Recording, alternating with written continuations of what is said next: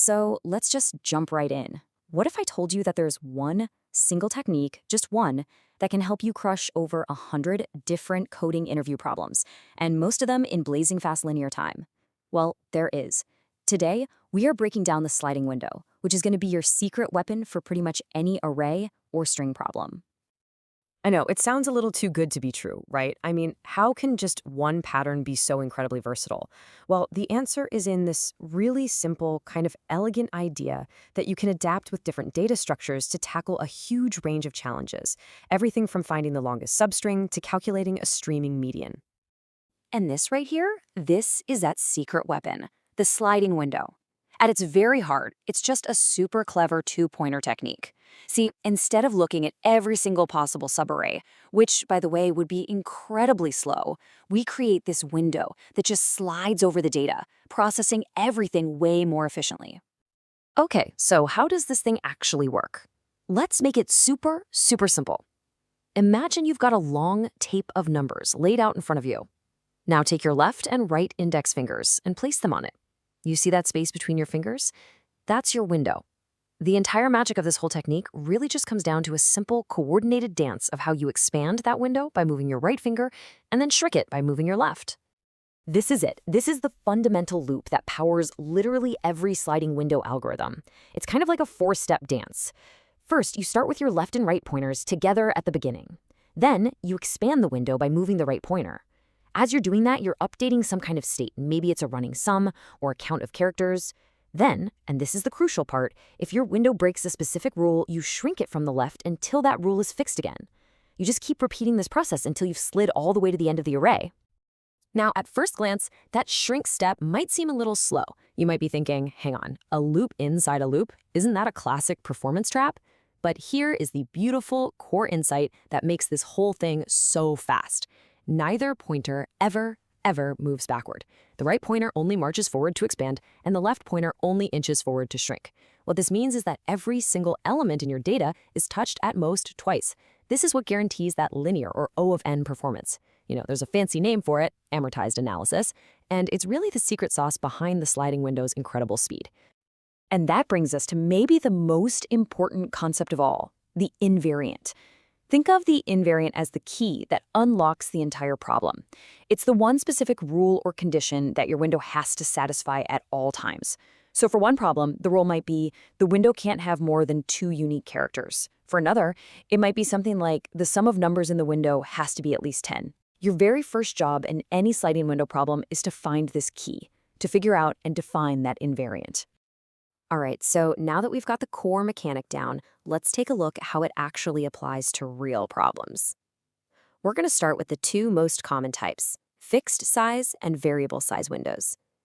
These are really the bread and butter patterns, and they're usually powered by simple tools like a running sum or a frequency map to keep track of that all-important invariant.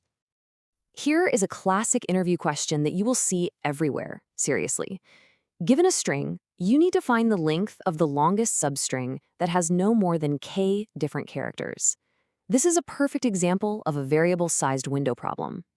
And this just illustrates the pattern so perfectly. Our invariant here is really simple. The number of distinct characters inside our window must be less than or equal to k. So, what's the perfect tool for that? A frequency map or a hash map. As we expand our window to the right, we just add characters to our map. If the number of distinct characters in our map suddenly exceeds k, that's our cue to shrink the window from the left. We're moving characters and decrementing their counts in the map until our rule, our invariant, is restored. It's simple, it's elegant, and it's O of n. Okay, here's another really common one, but it's a little bit trickier. You're given two strings, s and t, and you need to find the smallest substring in s that contains all the characters of t. Now, this one is about finding a minimum, so our logic's going to be slightly different.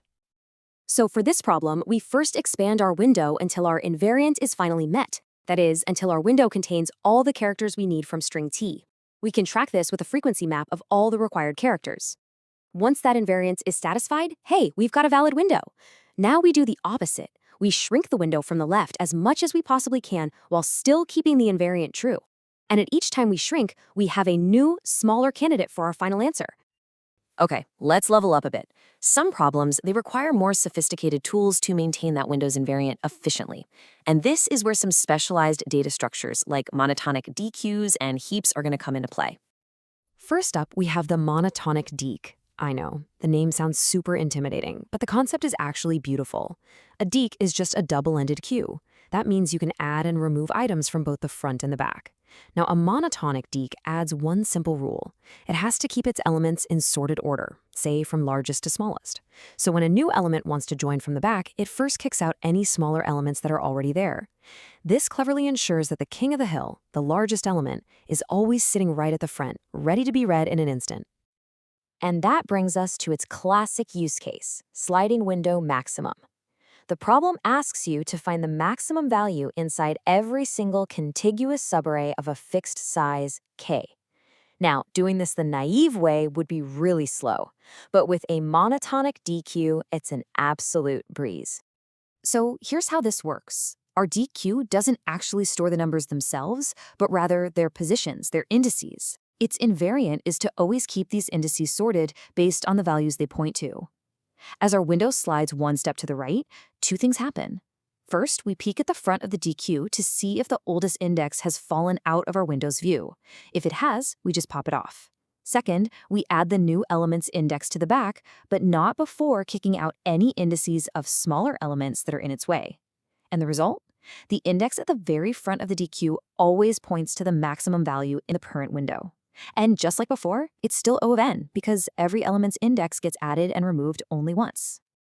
All right, and finally, for the really tough problems like finding a sliding median, we need an even more powerful tool, the two heaps method.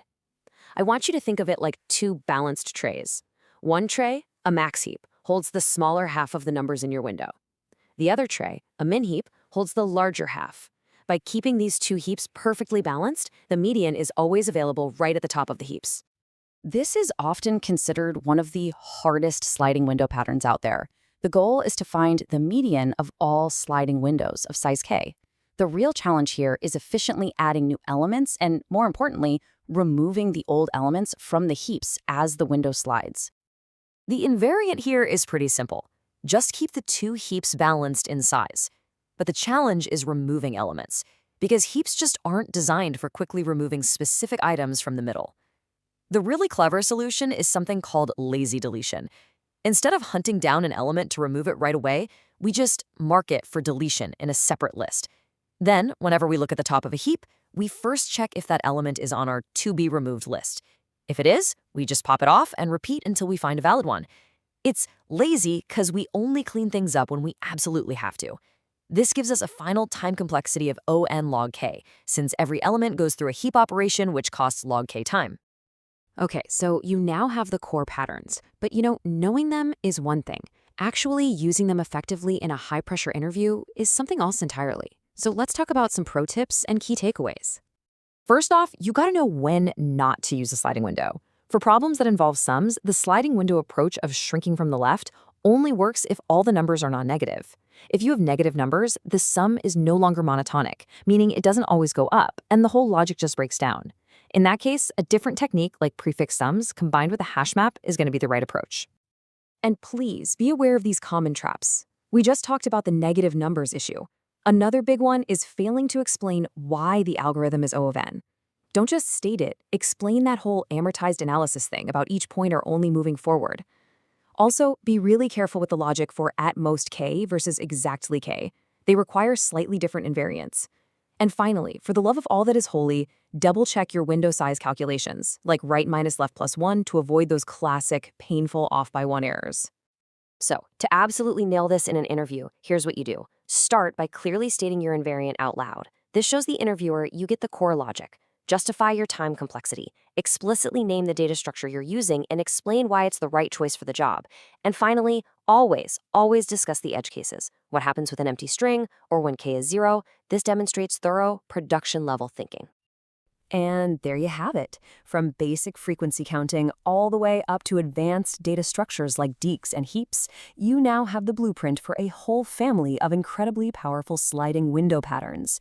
The specific tool might change from problem to problem, but that core rhythm of expanding, updating, and shrinking is absolutely universal. You have the toolkit now. And honestly, the best way to make this knowledge stick is to put it into practice, like right away.